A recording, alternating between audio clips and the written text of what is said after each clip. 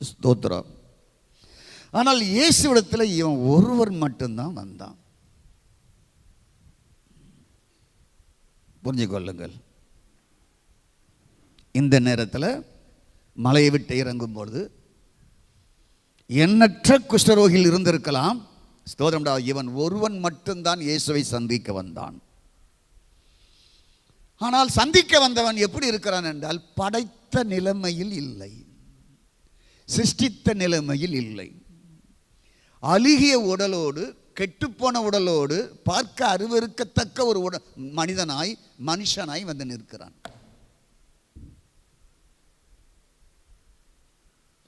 ஒரு தாயும் ஒரு தகப்பன் ஒரு அழகான குழந்தையை பெற்றெடுத்து அது வளர்ந்து பெரியாளாகி ஒரு அழுகின நிலையில், கெட்டுப்போன நிலையில் அந்த பிள்ளையை அவர்கள் பார்க்க வேண்டிய நிலைமை ஏற்படும் என்றால் அந்த தாய் தகப்பனுடைய இதயம் எப்படி இருக்கும்? தந்தையாம் தேவனுக்கு முன்பாக பிரைஸ் காட், எந்த சாயலில் மனிதனை படைத்தாரோ அந்த சாயலுக்குரியவரே நிற்கிறார். மனிதனை எந்த சாயலில் தேவன் படைத்தாரோ அந்த சாயலுடையவரை நிற்கிறார். அந்த சாயலுடைய மனிதன் அழுகிய நிலையில், கெட்டுப்போன நிலையில், சிதைந்த நிலையில் இருக்கிறார். நீங்க யாரும் கெட்டுப்போன நிலையில், சிதைந்த நிலையில், அழுகிய நிலையில் இருக்க படைத்தவர் விரும்பவில்லை, நானும் விரும்பவில்லை, பரலோகம் விரும்பவில்லை. நீங்கள் ஒருவரும் சிறந்த நிலையில, கெட்டுப்போன நிலைமையில, ஒழுங்கினமான நிலைமையில இருக்க விரும்பலை. இந்த குஷ்டரோகியை பார்க்கும்போது எனக்கு என்ன ஞாபகம் வந்ததுன்னா, ஆதியாகமம் 1:2 தான் ஞாபகம் வந்தது. ஒழுங்கினமும் வெறுமையும் இருளும் ஆழமும் 1:2 இருந்தது.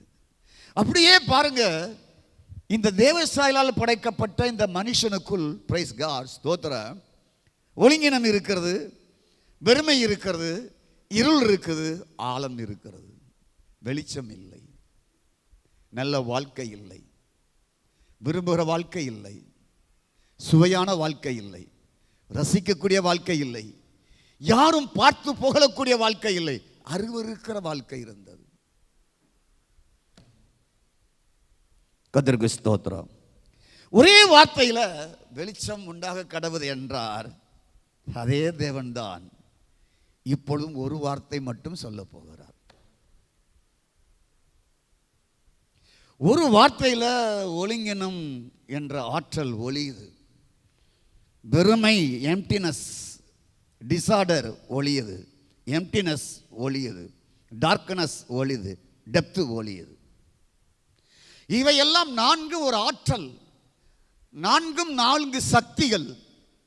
இந்த 4 சக்திகளும் முழு பூமியையும் அழித்து விட்டது.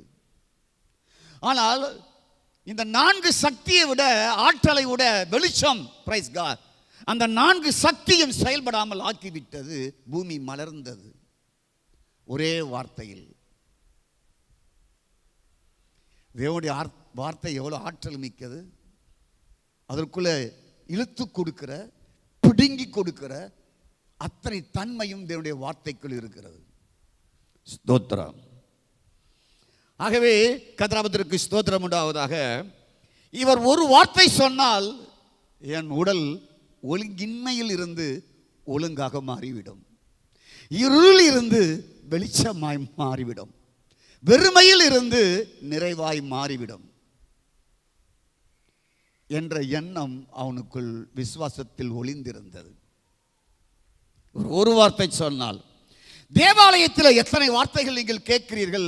அப்படி என்றால் அழுகிய நிலையில், உருப்படாத நிலையில், கெட்டுப்போன நிலையில், பிரைஸ் காட், அருவருக்கிற நிலையில் இங்கு யாரும் வாழ வேண்டுமா? வாழ விரும்புகிறாரா? அதுக்காகத்தான் வார வாரம் நான் பேசுகிறேன் வார்த்தையை. நீங்கள் ஜெபம் பண்ணுகிற ஜெபத்தை விட தேவனுடைய வார்த்தை வல்லமை உடையது. புரிந்து கொள்ளுங்கள். கர்த்தருக்கு ஸ்தோத்திரம். ஆகவே கர்த்தருக்கு ஸ்தோத்திரம் உண்டாவதாக. ஒரு வார்த்தை அது என்னை நோக்கி வந்துவிட்டால் என்னுடைய இருண்ட வாழ்க்கை மாறப்போகிறது, என் வெறுமையான வாழ்க்கை மாறப்போகிறது, என்னுடைய டிசார்டர் ஒழுங்கற்று இருக்கிறது, ஓ காட் எம்டினஸ் ஆக இருக்கிறது, டெத்தாக இருக்கிறது, இருளாக இருக்கிறது, எல்லாம் மாறப்போகிறது. ஸ்தோத்திரம். ஆகவே ஒரு வார்த்தையை அவர் சொல்லிவிட்டால் இவன் தலை நிமிர்ந்து வாழப் போகிறான். கரங்களை தட்டி கர்த்தரை ஸ்தோத்திரம் பண்ணுவோம். ஒரு வார்த்தை, ஒரு வார்த்தை, ஒரு